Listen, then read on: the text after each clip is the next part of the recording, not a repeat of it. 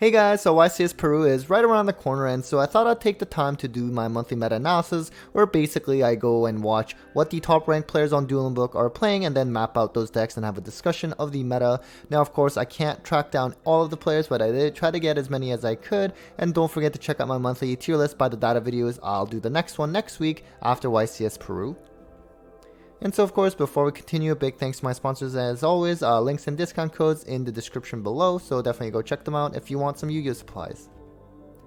So this was sort of the pie chart of the top 50 ranked players, or at least players ranked within top 50. I was able to track down 34 of those players, so 68%. So not all of them, and of course, some of the players that I didn't capture, maybe they were more likely to play a certain deck. I don't know, but so just keep in mind that it may not be fully representative of the actual top ranked players.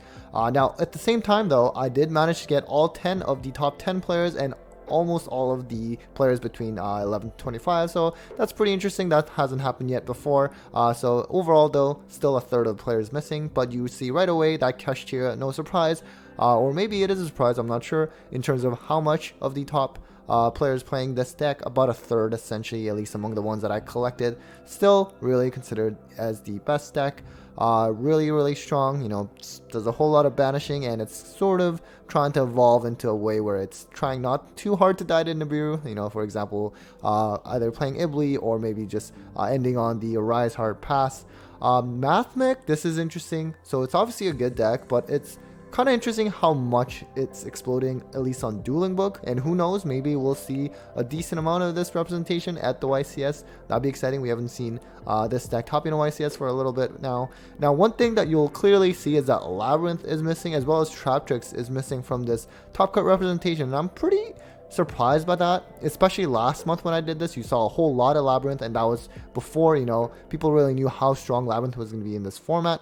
I do believe that it's still a very strong deck. I think Labrynth in particular will definitely be topping and having a lot of that representation at YCS Peru, and I think Traptrix even will probably still sneak in and get a YCS top as well. It really is a solid deck. I think just from the perspective of Dueling Book though, this time around, not as many players were running it, I guess. I mean, of course, as I mentioned, we are still missing data from 32%. Who knows, maybe they were more likely to play Labrynth, I'm not sure. So just keep that in mind. It's not entirely representative of what you might see at the next YCS. We do also have Branded, which again is a strong deck, of course, a little bit fragile in the sense of how strong Ash is against this deck. The deck also has tried to evolve to play through that. For example, you've seen those deck lists at the YCS Vegas of playing Fusion Deployment. Well, they always play Fusion Deployment, but playing that Aqua Dolphin so that you can rip that Ash out of the hand. Or you could also play Crossouts, which probably they're at least siding because this deck also has a very bad time when you get D-Barriered, so you have to side that D-Barrier going second with that Crossout to try to play through it. Spright is next up here. So not seeing too much among top ranked players anymore, and even at the YCS you are still seeing some tops, but not too much. Still a solid deck as well. Definitely lost a lot of that grind game now that Elf is gone. Really does make a difference. In terms of the turn 1 board, technically it can still do just about the same as it did before in terms of being able to set, for example, Toad through Bujinki, but a lot of Spright players are sort of gearing away from setting up Toad. You've seen Ding Kang's channel and his profile where he actually went for like that Goliath lock or the Thunder Ryo, and he actually cooked up another recent list featuring Melfi package, so definitely go check that out. I'll put that link below. And then in terms of the other, we can move on to that. And so these decks, only one player played these decks each. And again, who knows, maybe if I had all of the data, we would have seen more other decks. But I did sort of sort them in terms of how high they were rated. Ignister, it's always Vision. He's always super high ranked with this deck. Really crazy good. Again, similar to Mathmech too, I'm sure because of the decline in play of Bestials and the Shuzu Shufflers, these decks are able to rise again. And similar to that is also Drytron.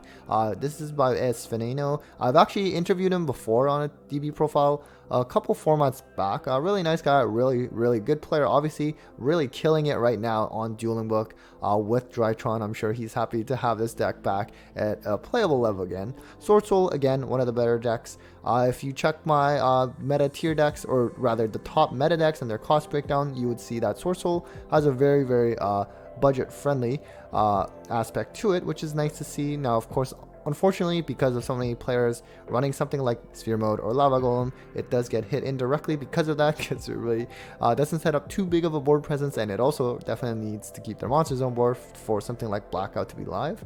Runic is interesting. It's I think this was a pure stun kind of Runic.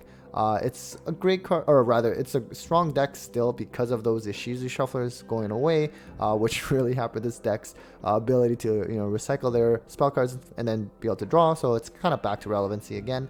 Flunder, kind of cool that, well, maybe I shouldn't say that. I think most players don't really like Flunder, including myself, but I think it is respectable that it's still hanging on and can do well, and is probably at that rogue level now. But you know what, we can't really sleep on it. It did lose win barrier, but it does have a lot of ways to still play without it, so just nice to see in a way.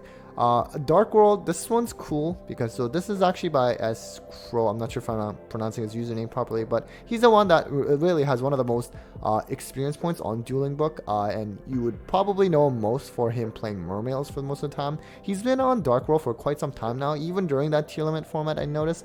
So really cool. I think Dark World, another deck that's where it's based on those structure decks, so very budget friendly, and this is one of the decks that I also covered in my top rogue / tier 2 decks and their cost breakdown. So definitely one of the budget friendly decks that's actually gotten a couple regional tops as well, so certainly not a deck to sleep on.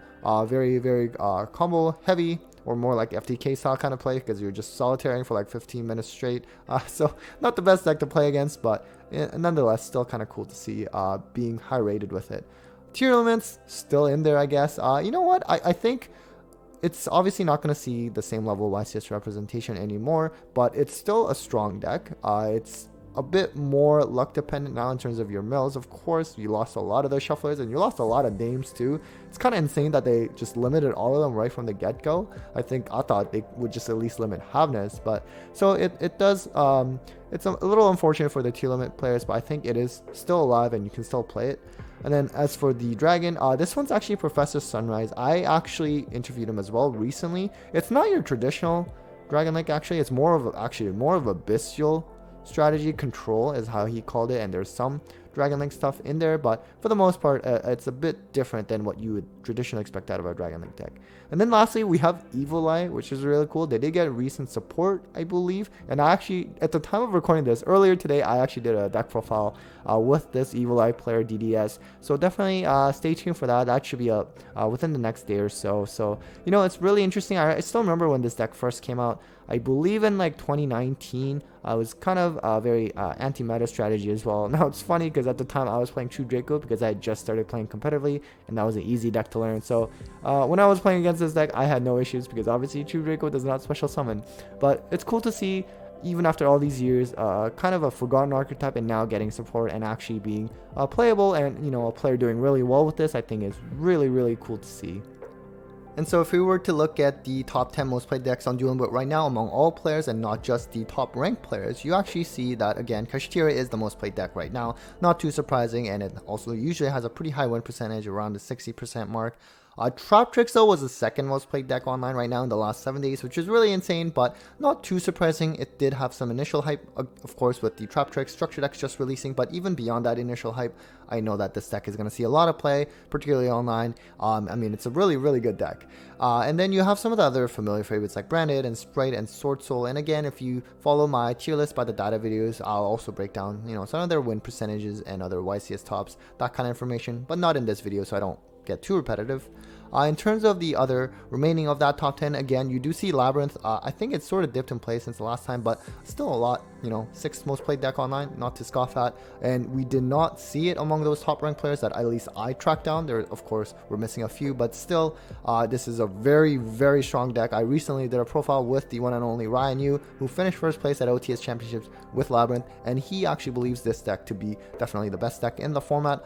It's really strong. I think D-Barrier Eradicator, those virus cards, really strong, and there's just little to stop those. And it's just yes, it's a trap deck set 5, but it has some kind of cool interactions too, and I think in a way it's cool to see a trap deck be good again, but at the same time I'm not a fan of the strength, or at least core strength, coming from just being able to turbo out D barrier or any of the virus cards. But who knows how the ban list will try to address this deck in the future.